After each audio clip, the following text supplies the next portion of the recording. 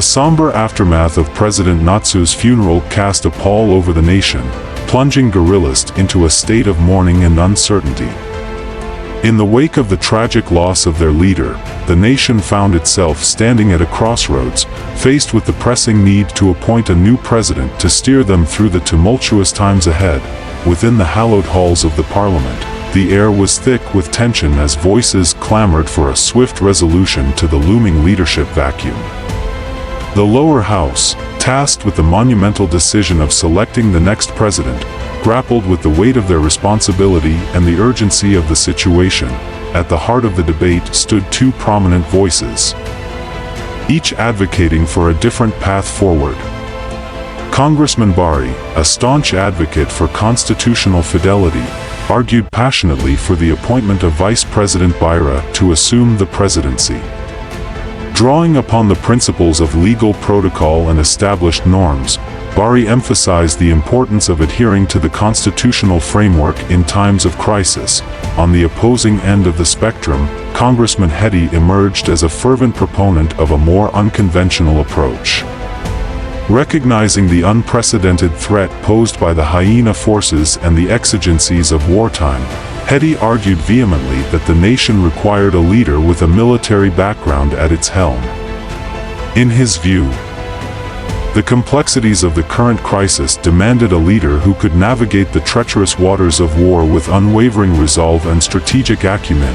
As the debate unfolded, tensions within the parliament reached a fever pitch, with emotions running high on both sides of the aisle.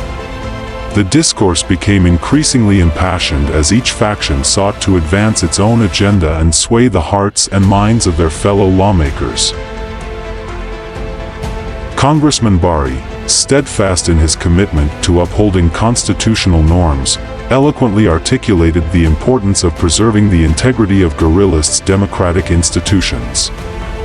He cautioned against veering from the established legal protocols, warning of the potential ramifications of deviating from the constitutional framework.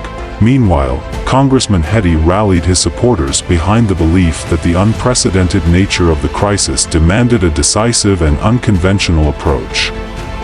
Drawing upon the specter of looming conflict and the looming threat of the hyena forces, Hedy urged his colleagues to prioritize military expertise and strategic leadership in selecting the next president. Both Congressman Bari and Hedy were correct. In the guerrillist constitution, when the president dies suddenly, the vice president will act as president for the remainder of the deceased president's term until new elections have been started. However, the Constitution also mentions that the head of the army will replace the deceased president and lead the country through the war period. This is completely different from human civilization.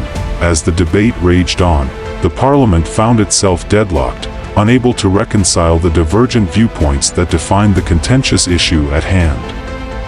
With tensions mounting and the stakes growing ever higher, the parliament ultimately turned to a vote to determine the course of action.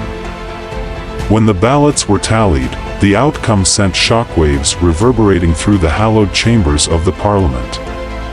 In a seismic shift that defied expectations, the majority of lawmakers aligned with Congressman Hedy's proposition, opting to prioritize military prowess and strategic leadership in the face of unprecedented challenges.